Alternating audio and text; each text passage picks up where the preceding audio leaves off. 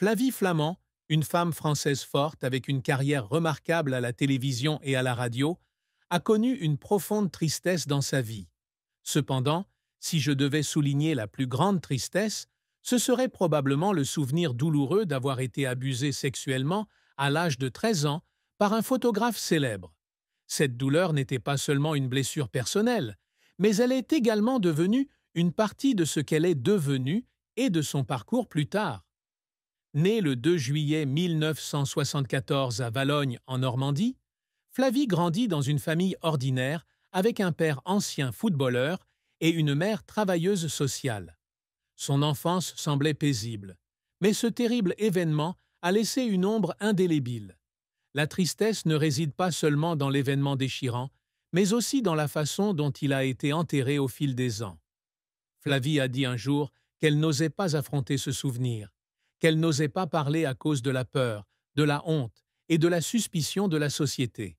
Dans son autobiographie de 2006, La Consolation, elle a courageusement partagé son histoire, exposant la vérité sur le traumatisme qu'elle a subi.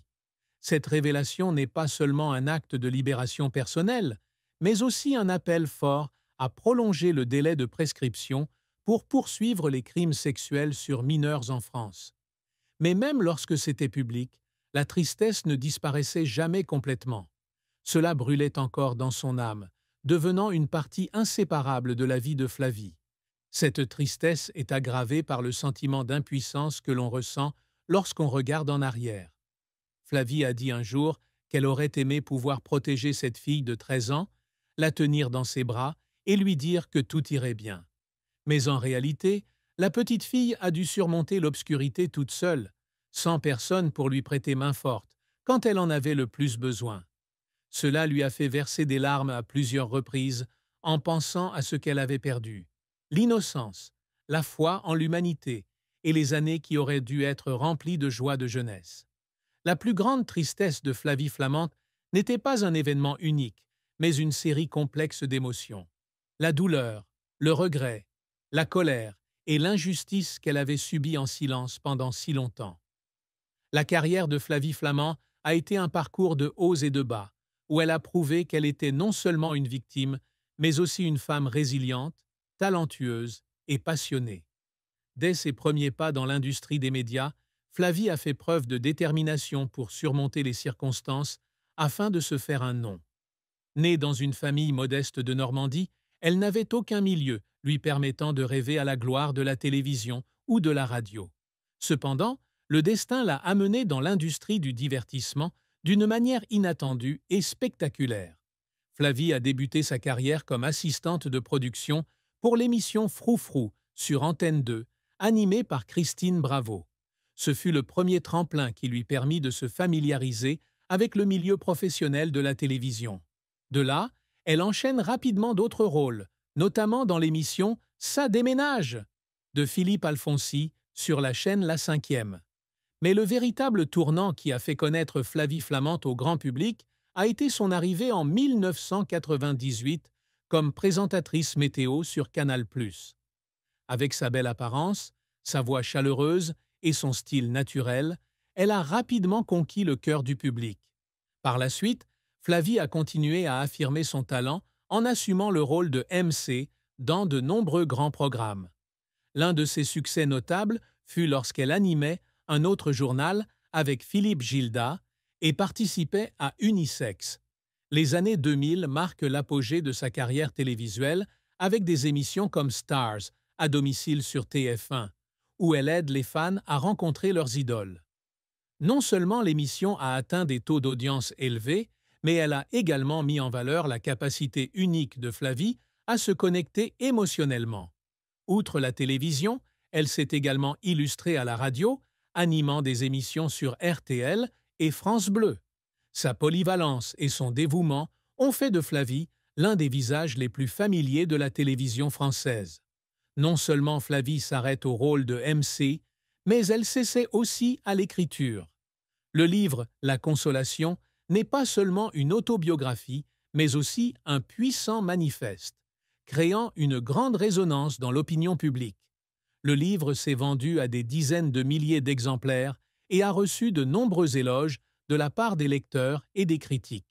Ce succès n'est pas seulement une étape personnelle, mais aussi une source d'inspiration pour des milliers d'autres victimes qui osent parler du traumatisme qu'elles ont subi. Cependant, la carrière de Flavie n'a pas toujours été un lit de roses. L'un de ses plus gros échecs fut lorsque l'émission Vice ma vie qu'elle animait sur TF1 ne remporta pas le succès escompté. Bien que l'idée de permettre aux célébrités de découvrir la vie des gens ordinaires soit créative, l'émission a été critiquée pour son manque de profondeur et son incapacité à maintenir un attrait à long terme. Flavie avait mis beaucoup de cœur dans ce projet, mais l'échec l'a laissée déçue. Elle a un jour partagé dans une interview qu'elle avait beaucoup pleuré après l'annulation de l'émission, ayant le sentiment que tous ses efforts avaient été annulés. Un autre revers a été son absence temporaire des projecteurs de la télévision au début des années 2010. Après des années de travail acharné, Flavie se sentait épuisée et a décidé de prendre du recul pour se concentrer sur sa famille et sa santé mentale. Cependant, cette période n'est pas facile. Elle est tombée dans la dépression, luttant contre un sentiment de désorientation lorsqu'elle n'était plus devant la caméra. Les larmes de cette période n'étaient pas seulement dues à la carrière, mais aussi aux pressions personnelles accumulées, en particulier aux souvenirs douloureux du passé. Pour arriver au poste qu'il occupe aujourd'hui, Flavie a dû travailler dur. L'un des moments qui l'a fait pleurer a été celui où elle s'est battue pour faire publier La Consolation.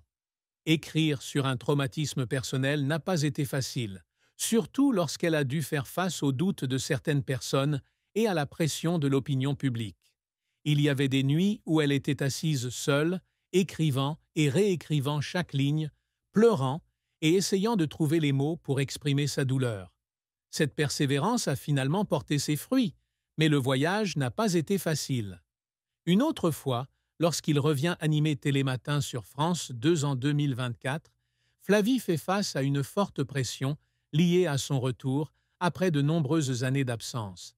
Elle a dit un jour qu'il y avait des matins où elle se tenait devant le miroir et se disait d'être forte même si elle était remplie d'anxiété. Des larmes coulaient silencieusement alors qu'elle se préparait pour sa première émission, non pas par peur de l'échec, mais par gratitude de pouvoir revenir à sa passion. Flavie Flament n'est pas quelqu'un qui se contente facilement de ce qu'elle a. Tout au long de sa carrière et de sa vie, elle s'est toujours fixé des objectifs ambitieux et a travaillé sans relâche pour les atteindre. L'une de ses plus grandes réussites a été de devenir la voix des victimes d'abus sexuels. Après avoir publié La Consolation, Flavie a transformé sa douleur personnelle en motivation pour lutter pour la justice. Elle a activement fait campagne pour changer la loi en France, en prolongeant notamment le délai de prescription pour poursuivre les crimes sexuels contre les mineurs de 20 à 30 ans, voire indéfiniment. Bien que le processus ait été difficile, sa persévérance a contribué à sensibiliser la société et à apporter de l'espoir à des milliers de personnes. Un autre objectif que Flavie s'efforce toujours d'atteindre est de construire une carrière médiatique durable et significative. Elle ne veut pas qu'on se souvienne d'elle simplement comme d'une jolie MC ou d'un visage familier à la télévision. Au lieu de cela, elle souhaite que ses émissions apportent une réelle valeur ajoutée au public, que ce soit par le rire, l'empathie ou des histoires inspirantes. Le retour à Télématin témoigne de cette ambition. Elle a passé des mois à se préparer, à apprendre et à se perfectionner pour s'assurer qu'elle n'est pas seulement une animatrice, mais aussi quelqu'un qui apporte de l'énergie positive aux téléspectateurs chaque matin.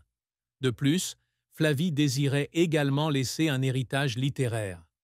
Après La Consolation, elle continue d'écrire d'autres livres tels que Les Chardons et L'Éclat.